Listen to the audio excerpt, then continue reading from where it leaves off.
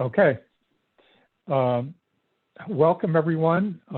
As Roger said, this session is going to be about awareness of responsibility, or in particular, life-serving responsibility. I'm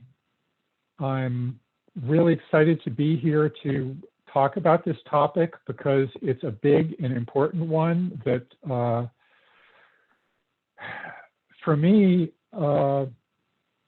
I don't know how to do NVC well and effectively without having a sense of what it means to be responsible. And it's a pretty deep topic that is, I think, in some ways more suited to a 3 or 7 day workshop than a 1 hour presentation. So it's a little bit overwhelming to figure out how, what to present in this short period of time.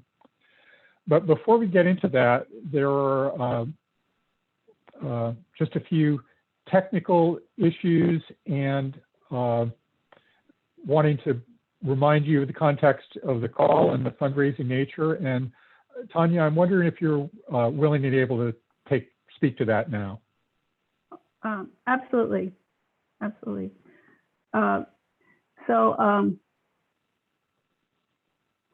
So first of all, I want to say a few words about CNVC, the Center for Nonviolent Communication. And as you know, CNVC was started by Marshall and his colleagues, and it's been like 35 years, wow, to help make nonviolent communications available for everyone who'd like to learn it. And we have this huge network of certified trainers around the world. And as you know, because of the global pandemic, most of the in-person meetings, including the intensives, have not been happening. And so CNVC has lost a lot of sustainability. And so we've made adjustments. There's been some really fantastic Zoom things going on and stuff, but still they need more support. So Jim has graciously developed this book, and the profits of all the book sales will go to CNVC, and Jim and Puddle Dance Express are donating proceedings to CNVC. The books are $10 a piece. They're great gifts. I think they're great training material myself. And there's a lot of strategies to support you and others to deepen all of your understanding of NVC. So I'm posting right now into the chat the link so that you can get the book if you want it. What else I want to say? So please consider becoming a monthly supporter of CNVC, and by choosing regular donations, then you give them a chance to do planning. And so here's the link for the donation page. Okay. One other thing to know is that we will probably be having a breakout groups at some point during this session. And if you know that you don't want to be a part of a breakout group, you can signal us by renaming yourself with an equal in front of your name. You might want to put a plus if you actively know that you do want to be in a breakout group, although I think the default is to be in one. But if you're just listening and not able to participate, you might want to put an equal in front of your name. All right, with that, let's get into this. And just to let you know what to expect during this session, I plan to talk about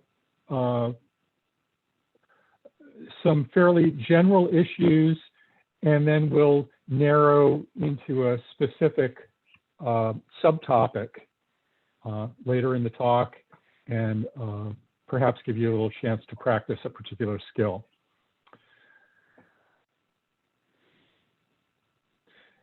And you might notice that I may pause at some time during my speaking. And I want to let you know why I'm doing that, because to me, it's an important part of my practice at NVC. For me, one aspect of NVC is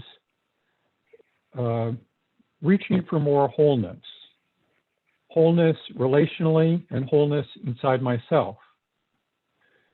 And one way of supporting that is to pay attention to all parts of me. Now, if I were to just speak nonstop, I would probably be coming from a cognitively oriented part of my brain that is proficient in language. But there are parts of my, and every human neurology, that doesn't communicate efficiently linguistically. It communicates through things like body sensations or vague feelings. And if I'm going to speak from wholeness, I like to pause from time to time to listen to those deep, quiet parts of myself and see what they tell me about what they would like. And so if you hear me pause at some point, that's what I'm doing. I'm checking in with a deeper part of myself.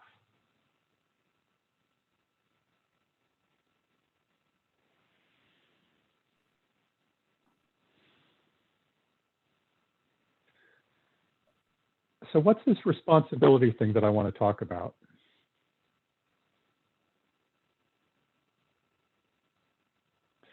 First of all, in the context of Jim's book, The Pathways to Nonviolent Communication, one of the 28 skills that are highlighted is called awareness of responsibility.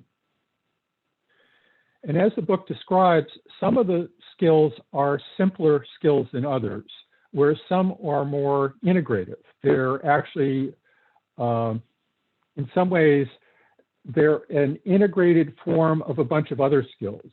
And when I think about what makes up responsibility, I actually identify about 10 of the skills in the book as being constituent building blocks of what I think of as responsibility. Just to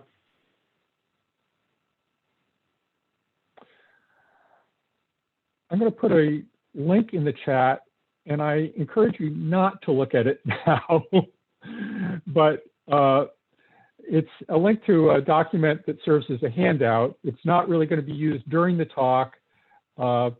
Jim, I'm sure, will provide access to this document later if you don't copy the link down now. But it's just a 5-page handout that goes into a lot of things that I'm not going to be able to talk about in this particular talk. So it's a resource for later. Now, what is this responsibility thing that I'm talking about? I think the first thing that's really useful to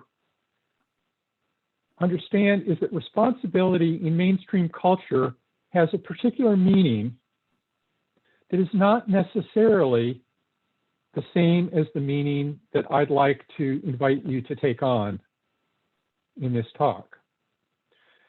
In NVC, we sometimes differentiate things that are life alienating from things that are life serving.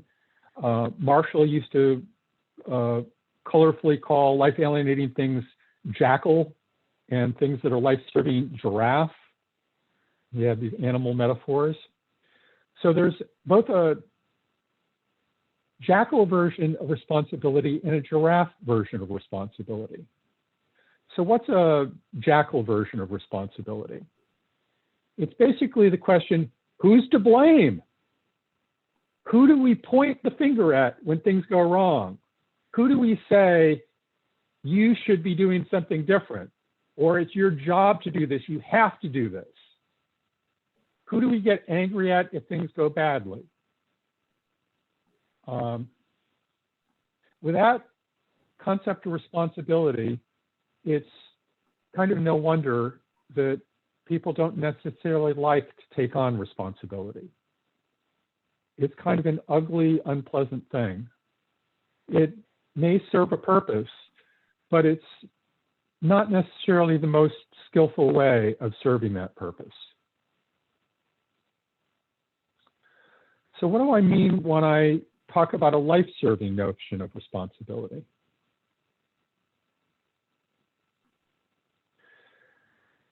When I take responsibility for something, I'm accepting a role to be aware of and care for that thing.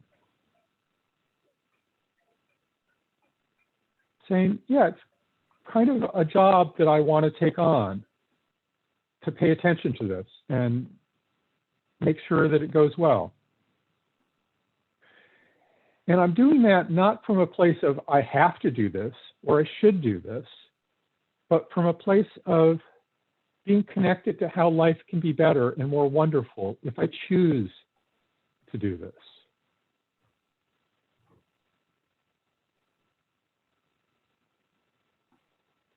So for example, one of the things that we are invited to take responsibility for in NVC is our own needs. Now, my video connection just dropped off, but I'm on a separate audio connection, so I'm hoping you can still hear me and that my video will be reconnecting soon. So, let me just take a breather. I notice my heart is racing a little bit. I'm a little bit worried, having lost video.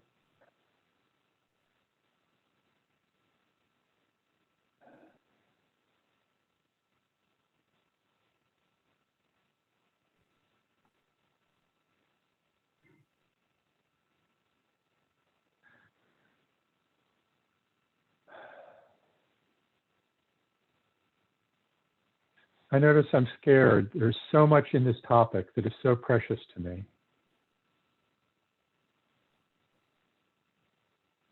And I'm pretty sure that I'm not going to be able to fully do it justice in the way that I would wish. So I'm just acknowledging the sadness of that.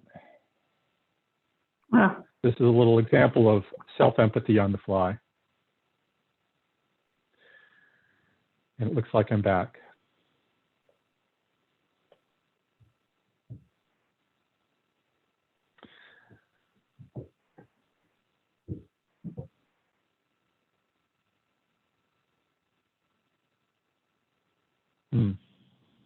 Yep, I noticed my nervous system being a little bit overwhelmed.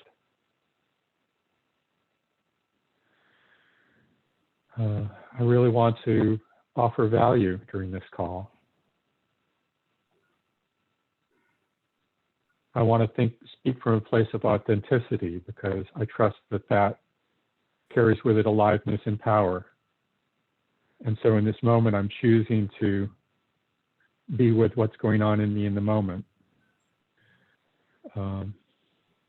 Partially to help restore my own internal equilibrium, but also in the hopes that it might in itself be a contribution.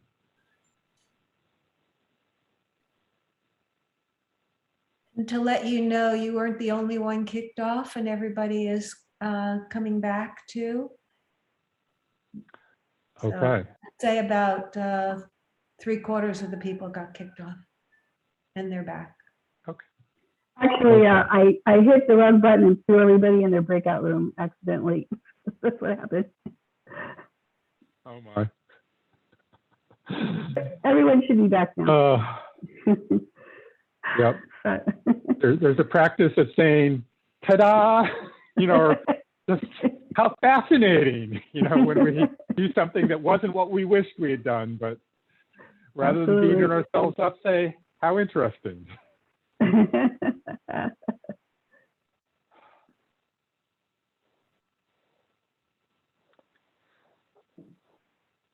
So responsibility is partially about acknowledging what is and doing so without blame. So we just heard an acknowledgement that, oh, people got kicked off the call, this is what happened, and we can acknowledge that without blame. And I think that I feel more settled with that being in the room. It offers clarity. I feel more grounded, knowing what is and what isn't.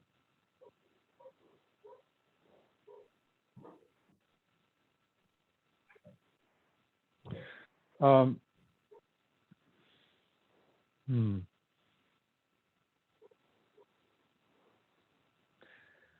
pausing because I'm tempted to say something that wasn't what I was planning on saying.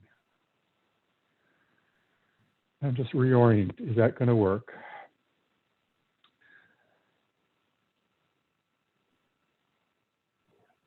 When Marshall listed behaviors that he saw as life-alienating forms of communication, one of the things that he mentioned was something called denial of responsibility.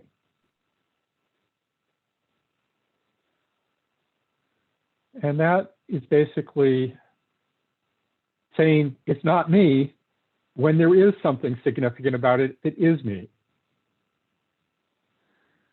So for example, if I'm a bureaucrat and I say, I'm sorry, I know that this decision is, you don't like this decision, but I have nothing to do with it. And yet the reality is that I am making a choice that is having an impact on you. That's denial of responsibility. I'm pretending that I'm not making a choice, that I don't have power that I do have. And that's what Marshall calls life alienating. Another way of saying it is that it's disconnecting, it's confusing, it's blocks the flow of life between us. Whereas if we take responsibility, the opposite tends to happen. People feel more settled, more grounded. They're more clear about what's going on.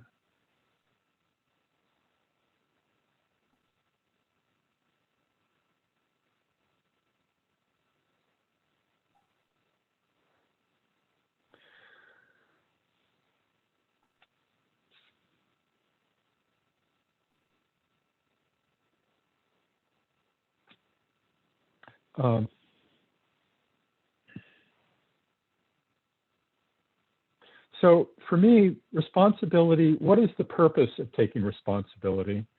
There are a couple of purposes. One is to help support what is helpful to have be attended to, get attended to. If I know it's my job to attend to something, I'm more likely to pay attention to it and do something about it.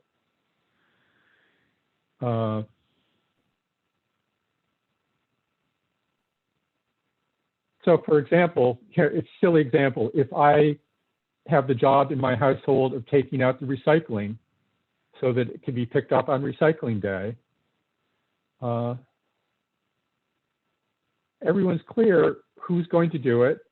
And I know that it's something that I've got, that it will be helpful if I figure out a system so that I can make sure that regularly gets done. Similarly, it's helpful if I take responsibility for my needs, my feelings, and the impact of my actions.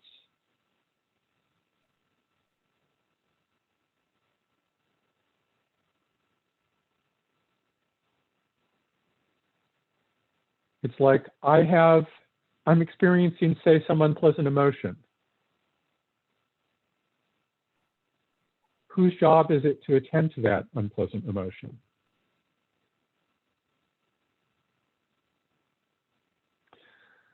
I could say, try to put it on my partner and say it's her job to make sure that my emotions are in a range that I enjoy. And I'm guessing that if I'm constantly trying to get my partner to make me happy, I'm going to be engaged in a game of trying to control her behavior so that she will make me happy. And my prediction is that neither of us will be very happy about the dynamics that result from that. One reason is that what's going on in me, a lot of what's going on in me is beyond her control. Why do I feel particular emotions?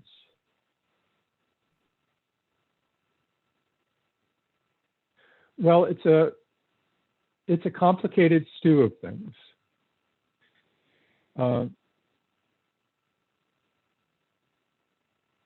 often in nonviolent communication classes, they'll say it's ultimately your needs and your interpretations.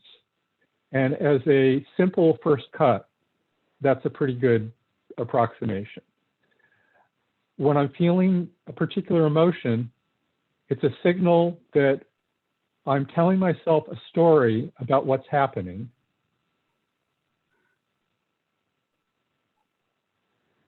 And based on that story, I'm doing an assessment of whether what's happening is likely to meet my needs or not. If I'm assessing that what's happening is meeting my needs, I'm likely to feel a pleasant emotion. And if I'm assessing that my needs aren't being met, I'm likely to feel an unpleasant emotion. But if we look at why I'm feeling the emotion, there are multiple things that are going on. There is something that happened out there in the world.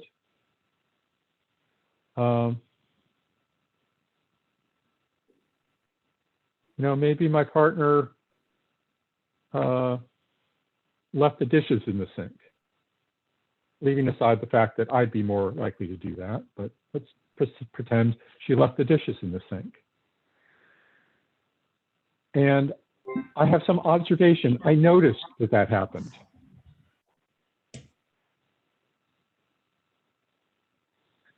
And there's some filtering that goes on. Maybe I noticed that the dishes are in the sink, but I didn't notice that she's been in the kitchen for 4 hours cooking something that I'm really going to enjoy. So there's potentially a selectivity in my noticing. It has nothing to do with what she did or didn't do. It has to do about what I'm noticing. And then I make up some story about the dishes. Oh, she's dumping that on me. She's expecting me to clean that up. She's blah, blah, blah, blah, blah.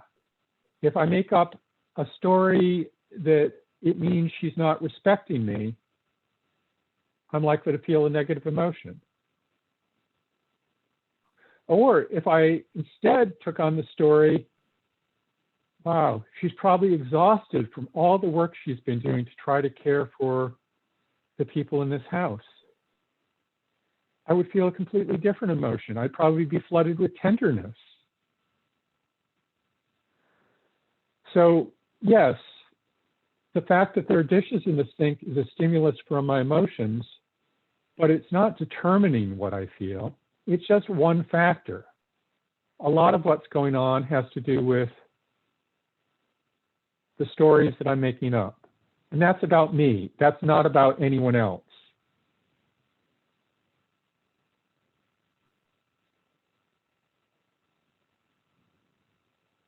So it's not helpful to put undue responsibility on others to attend to our emotions when so much of what leads to our emotions is processes that are happening inside ourselves. If we fail to acknowledge our own role in generating our own emotional experience, we're likely to feel disempowered because we have very limited control over what other people do. A lot of responsibility is noticing what is within our locus of control and influence and what isn't. If we try to take responsibility for what's not in our locus of control, we and others are likely to be frustrated. Like if I try to take responsibility for my partner's happiness and think that it's all about me, I'm going to drive myself crazy because I just can't control it. I can influence it. I can do things that are likely to contribute, but I can't control it. And it's not going to be helpful to think as if I could control it.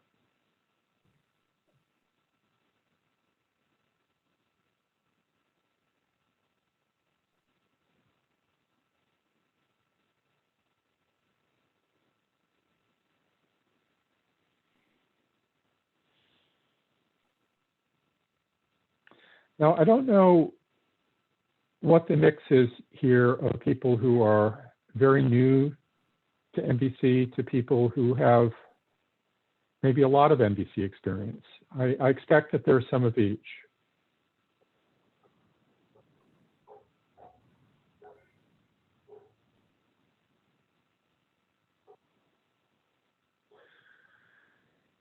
And so I want to mention that in beginning MVC classes, I think we often oversimplify things in ways that are helpful to get oriented to the subject, but can get us in trouble in the long run. So, for example, we'll say that people don't cause others feelings. And that's partially true. We don't, in any unique way, cause what other human beings feel. But we do have an effect, an impact, a profound influence on what others feel. Human beings are social animals. We are hardwired to have our well-being linked to and affected by other human beings, how they relate to us. And learning to be responsible is partially about discerning what is about me and what is about you. And my feelings are a mix of both of those, and your feelings are a mix of both of those.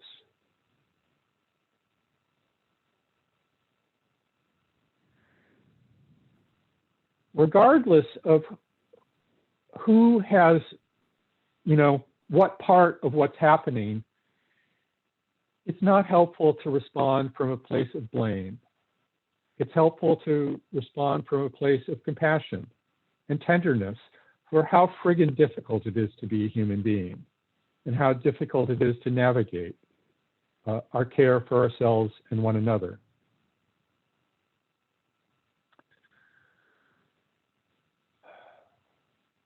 One way that NVC sometimes goes wrong, in my estimation, is that this story of we don't cause each other's feelings can be taken to extremes, and someone can come up to you and say, I'm really mad at what you did. And someone might respond, hey, not about me, it's all about you. Not my problem. And people can use some of the things that are said in NVC classes to support that sort of behavior. Well, I want to let you know that's not NVC in my book. That's an example of denial of responsibility. When someone comes up and tells us that they're having a negative experience in relation to something we did,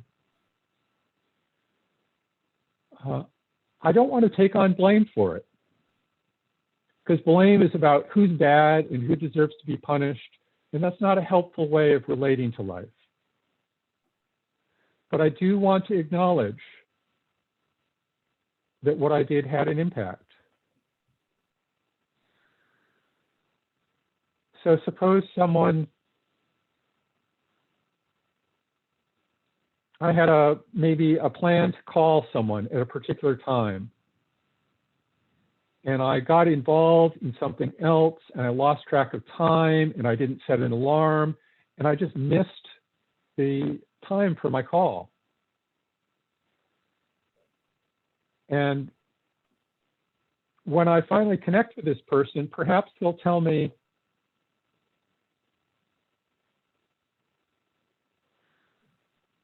Bob, respect is really important to me, and when you don't call me at the time when you said you would, I tell myself that I don't matter. It really hurts. When they fight with someone, and when they don't fight with someone, they turn X. Thank you. I'm just having a little bit of tenderness for the difficulties of being human. So if this person says that to me, I want to take responsibility for the impact on this person and my part in what has happened. And how might I do that? Maybe I'd say something like,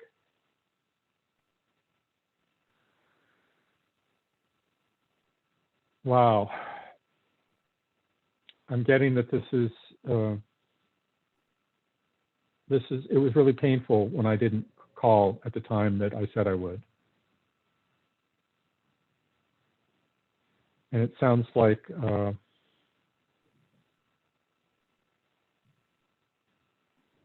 yeah, you really want to trust that you matter to me.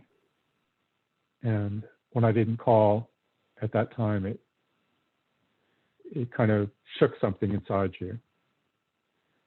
And yeah, it sounds like that wouldn't feel very good.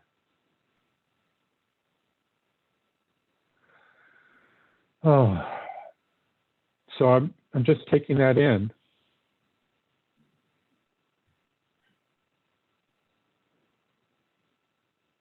I feel sad because treating people in ways that they experience as caring is really important to me. And I get that you didn't experience care in this interaction.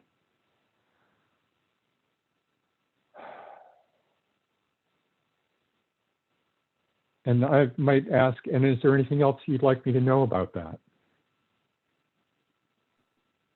Because one way that I can convey care and convey to the person they matter is to express honest interest in understanding their experience.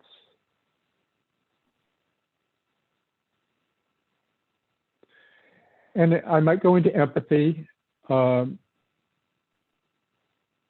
to support the connection between us, to support them in experiencing care, but also to support my learning about how things work for them so that in the future I can make choices which are more likely to care for their well-being.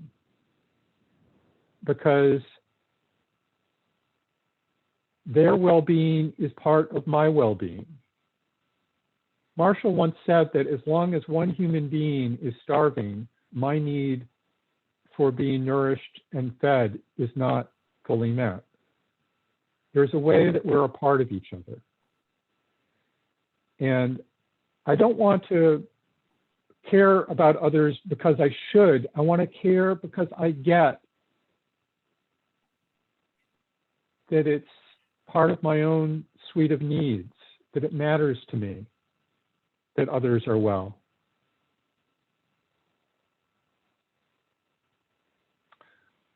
So you might say that I'm caring for other people's needs, but in a way I'm caring for the subset of my needs that is other people's needs.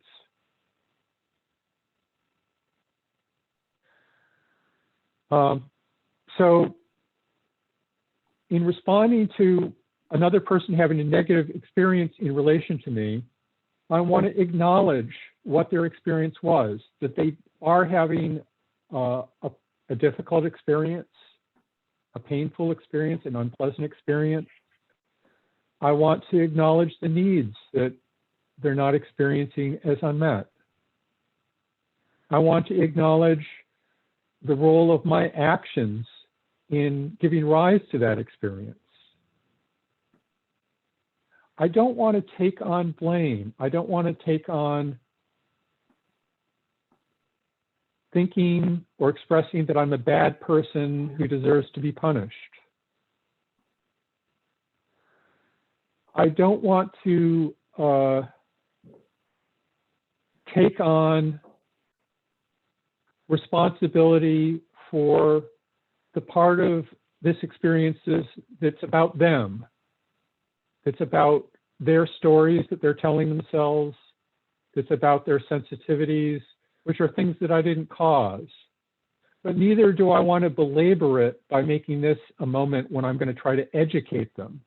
When someone is in pain, it's not a good time to try to educate someone.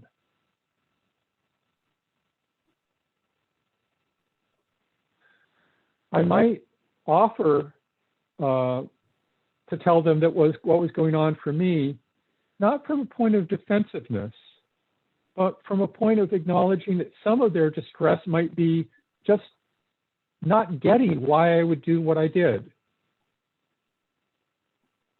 I might say, I wonder if it would be helpful to know what was going on for me. And I might want to be open to a no. If my attention is on caring for their well-being and not on defending myself or caring for my own equilibrium or my disquiet, oh, are they seeing me as bad? I want to differentiate. Am I caring for their needs or for my needs? If I'm caring for their needs, I'm going to be open to a no if they don't want to hear why I wanted what I want or why I did what I did. Now, there may be a part of the conversation that will be about caring for my needs. And from that point of view, I might want to be understood and I might ask to be understood, but that's a separate transaction. I'm shifting from putting the focus on them to putting the focus on me. I'm asking if there's a willingness to put the focus on me.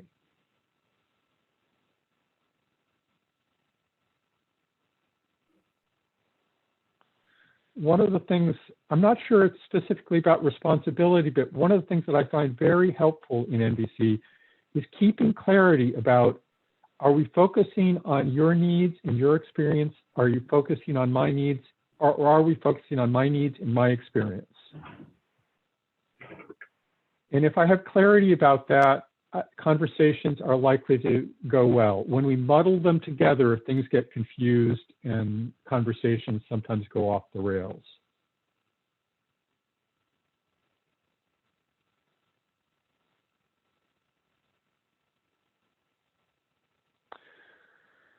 Oh, I'm just taking a breath. I'm looking at the time.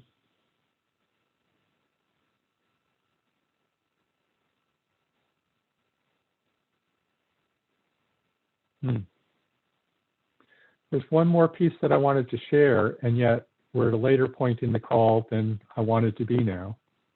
So let me see what I want to do. I'm just going to take a breath.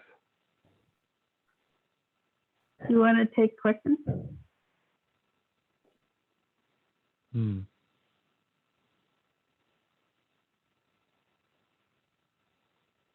Yeah, I think that would work. I'm open to hearing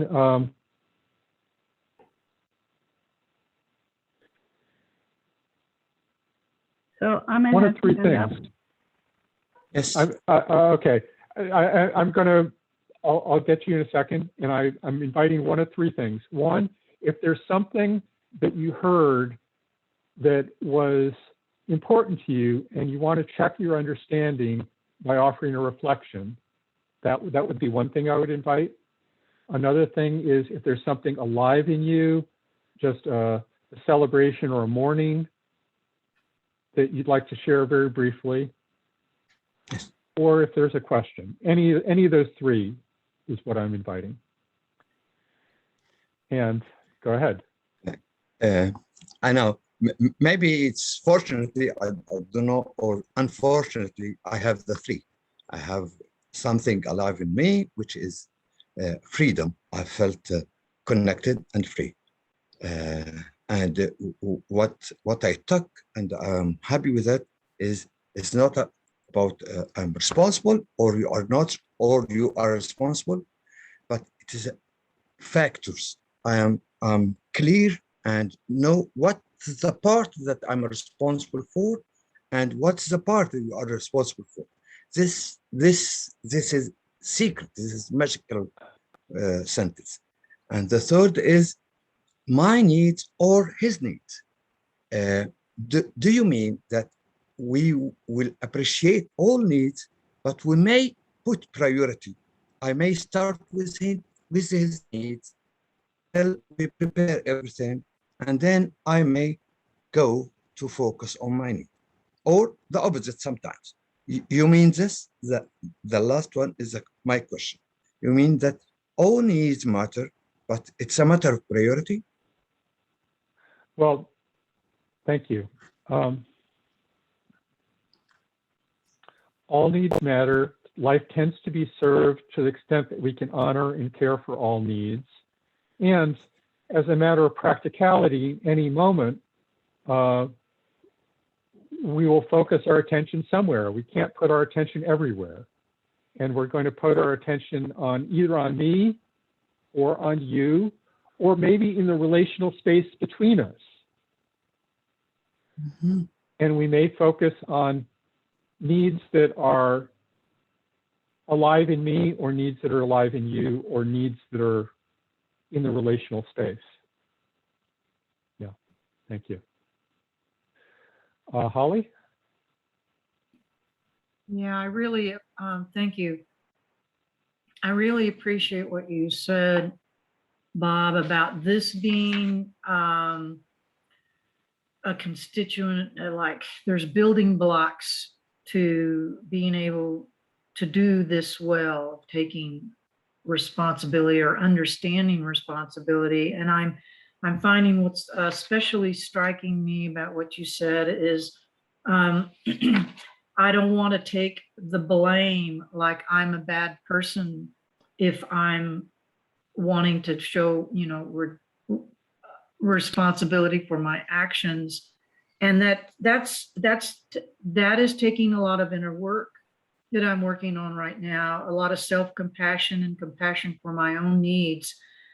And that I am cultivating this compassion so that I can then be more responsible to how my actions affect someone else.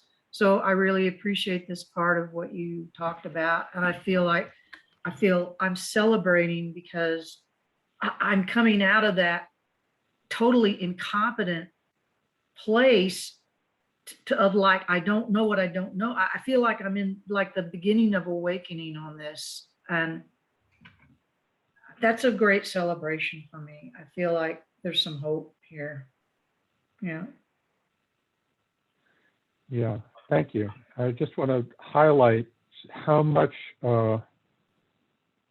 learning to have compassion for oneself is necessary as a prerequisite to being able to show up with full responsibility in the world. Thank you. I think I saw Dimitri next. Hello. I really appreciate this topic. And I've had to do a lot of growth for myself to develop. I'm still continuing to develop that sense of responsibility. And learning to learning to step up and take responsibility for my actions and my feelings, my needs. My question is, about in a relationship, there's this kind of like I see there's a space. I would think that both partners need to kind of step up and fill up that space with responsibility somehow. So here's a situation that I encounter sometimes, which is it's kind of hard to deal with for me. When my partner says, "You made me do something," sometimes she even says, "You made me think of something," and it's in a negative way, sounds kind of like a blaming way, which is really hard for me to hear because I really value choice and I really do my best not to force anybody to do anything. It's really important to me. So the question is, do you see a way to kind of deal with the situation, come back to filling up that space of responsibility, mutual responsibility? Mm-hmm. Yeah, so one of the first things I might try is if my partner said, "You made me you know, think something or do something, I might try reflecting in a way that I might say something. So when I do this, it's really hard for you to do anything but fall into this pattern, or that when I do this, it just stimulates this conditioned response in you to do something like that. It's a sort of a naming of what goes on that might support clarity. It's, yes, I'm doing this and this is happening to you. And I would be doing this in a way of clarifying for both of us, this is the dynamic that is happening. Not making either of us wrong for this, but just acknowledging that this is what happens, kind of breaking down the pieces in the process. If the partner is open to it, it might lead to kind of an investigation for understanding the dynamic. And then once you understand the pieces, you can kind of open the question, well, where is there an opportunity to change something in this sequence? And there may be things that are in your power to change, and there may be things that are in their power to change. And just looking at that with tenderness as a problem that you co-hold. We have a dilemma. We don't like what happens in this situation. Neither of us wants this. There are needs that are unmet. How can we together hold this puzzle of how to improve this situation? I'm wondering if that's at all helpful. Yeah, thank you. I'll reflect on it. Well, more specifically is how do you bring this up to someone's attention that, well, you know, I can only do so much, but, you know, I didn't have a gun in my hand. I didn't throw you to the ground and try to force you to do something. So it's a kind of, we're talking about psychologically speaking. So when someone has a perception that somehow they perceive me as trying to force them to do something, it's really, I'm trying not to do that. It's not my intention. Is there a way to like bring it up? The first thing is to get clear in yourself and maybe talk to friends about what's going on and get clear yourself about the responsibility, bringing up that with your partner. It could be a long process depending on what the limitations are in their own self-awareness. Sorry, that's what I can do in this time. All right, thank you. Thanks. Cara, and then Margaret, and then maybe I'll make some closing remarks.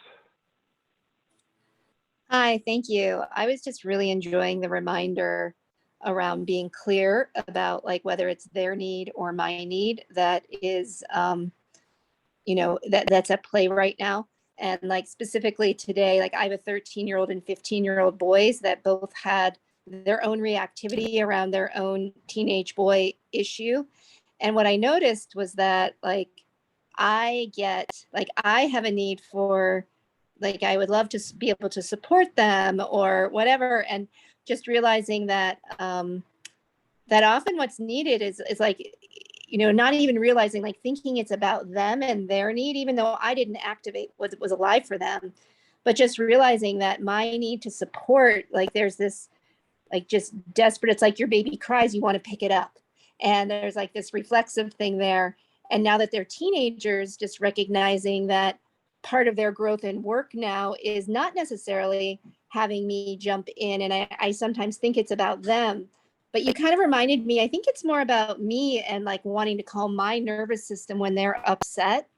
And just reminding that before I reactively jump into what they're doing, because sometimes I get the feedback of, you know, there's like some resistance to me jumping in to help now that they're teenagers, which I think is important. And to just remember that, like, sometimes I think I'm trying to help them, but really I'm trying to calm my own nervous system and my own reactivity. So that was really helpful to just, try to stay more connected to and increase my own capacity for watching my teenagers go through regular struggles. Yeah, that's great. I think that's a very common pattern in parenting and in many caring relationships, where we care so much about the other's well-being that we rush into help in a way that isn't actually helpful, because we're bringing so much of our own stuff into it unconsciously that it gets in the way of actually being helpful. And so just breathing and being aware of what's me and what's them. And that self-compassion piece in that moment. That self-compassion piece in that moment feels really important. Very important. Can't get through it without self-compassion, I think. Thank you.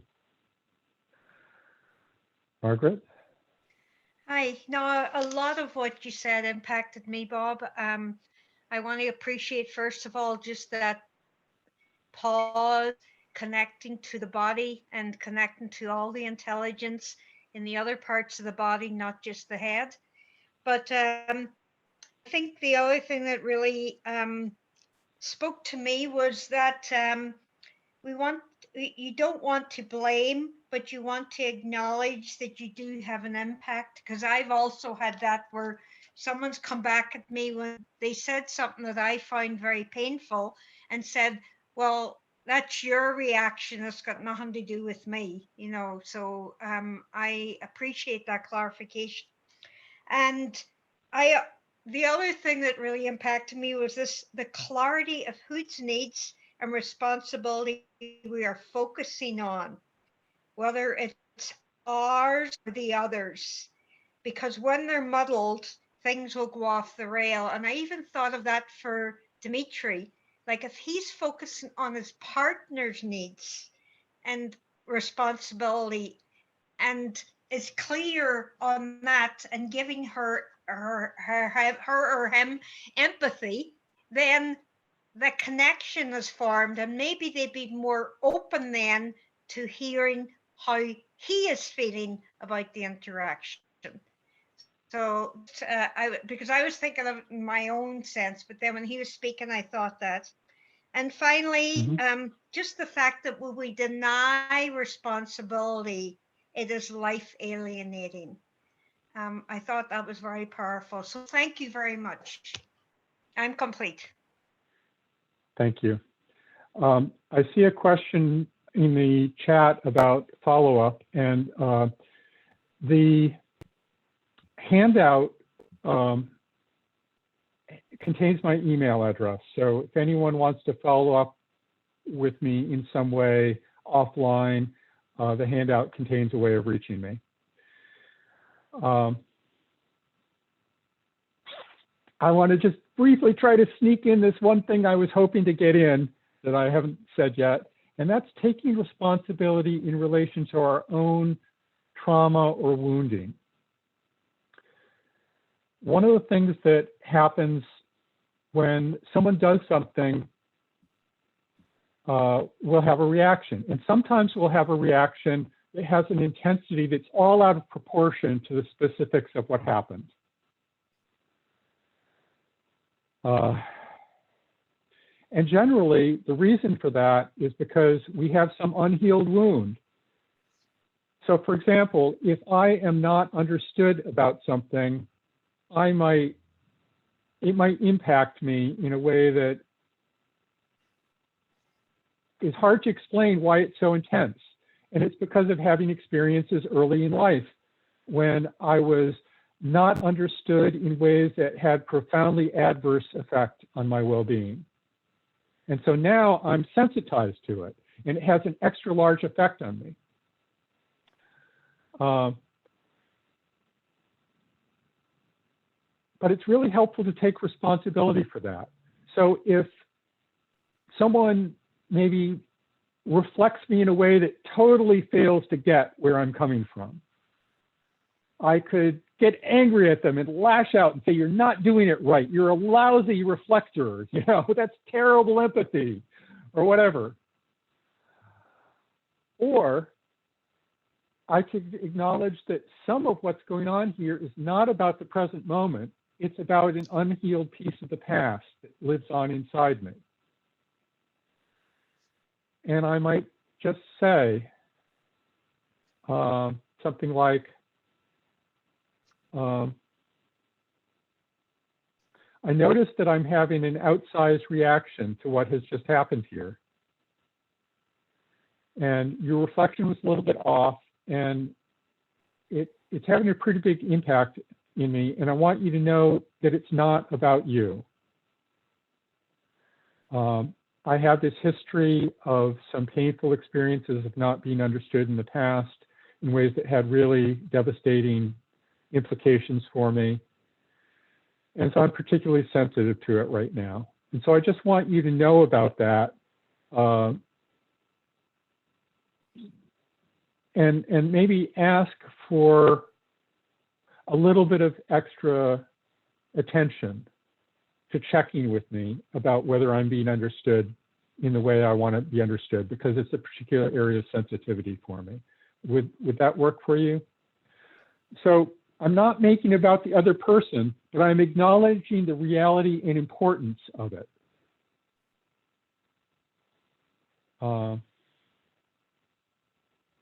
This is something that, there's so much more to say about this, not really having full time for this.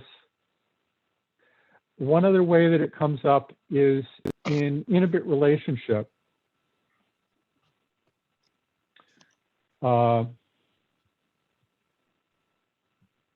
It's easy to turn to our intimate partner and expect them to take care of these unhealed wounds in ways that is not very clear or conscious.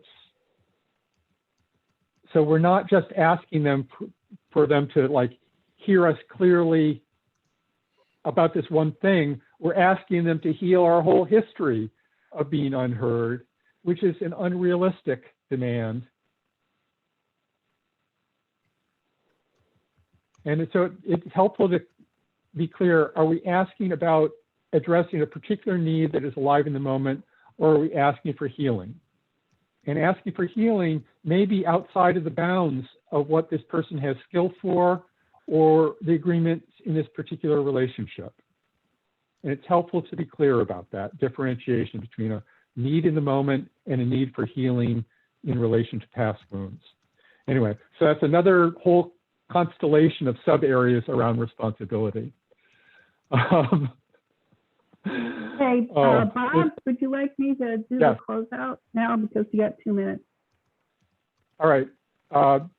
Do the closeout logistics, and then I'll say a few final words, and we'll be out of here. Okay, great. This is awesome. Thanks, Tanya. Okay, so after the event, everyone who's registered to call will get access. If you came without registering, I'm going to put the link in there to how to register, so you can have full access. And boom. Next, first, buy as many copies as you can, and joyfully of Jim's book. I'll put the link in the chat. They make great gifts, and we need donations to CNBC. So here's another link in the chat. That. So this is about the book, so you can see more about the book and buy as many as you would enjoy. I know friends I've bought the book for are like super pleased with having it. So I say this with complete reservation. Okay, so here is, I think, yeah, so here's the donation link. Make a donation. If you do every organization will tell you a small, not even small, but what you enjoy monthly donation helps them with planning much better than stochastically making donations here and there. And if you have feedback for today, please use this feedback. Just remember, MVC includes empathy and honesty. So give your honest responses in there. And thank you for continuing support. And we are so grateful to be in partnership with you. I say that from the bottom of my heart. And so now we're going to switch over to the next, with Bob's last remarks, we can switch over to the next session. Thank you. Thank you for your beautiful support, Tanya. I am feeling relieved, humbled, thrilled by our time together. This work is very precious to me. Thank you for your interest in trying to make life more wonderful for yourselves and for everyone on this planet. It's a transcendent experience to be on this journey with you. Thank you all. The next speaker, I believe, is it River Donovan? Is that, how do you say your name? I say River Donovan, but I'll answer to most anything. Donovan. Yeah, it's actually Nivenud spelled backward, the last name, but that's a distractor. Okay, well, thank you all. I will turn it over to you. Thanks, and Bob. Enjoy the rest of the day. Blessings. Thanks, Bob. This is Jim. I just woke up a little while ago, and I wanted to say good morning to everybody, and thank you, Bob, for the presentation, and Tanya for the Zoom support.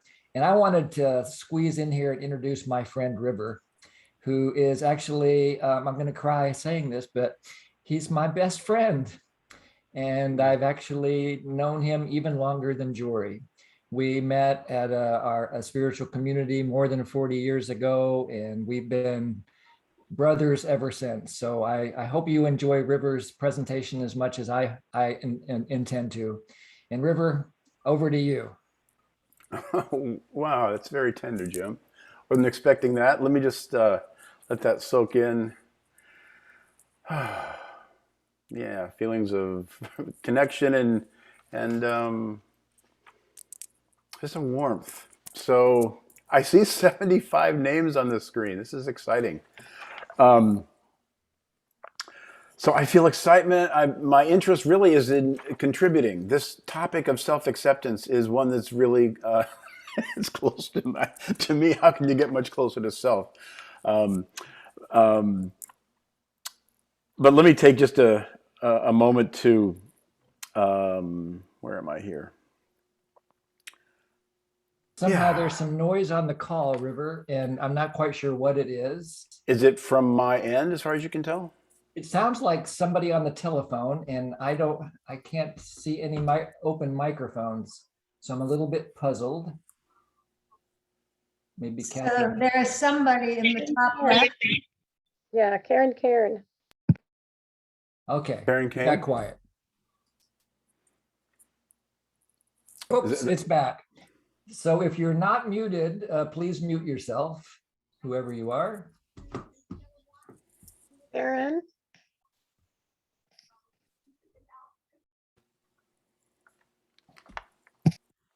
Oh, I think I just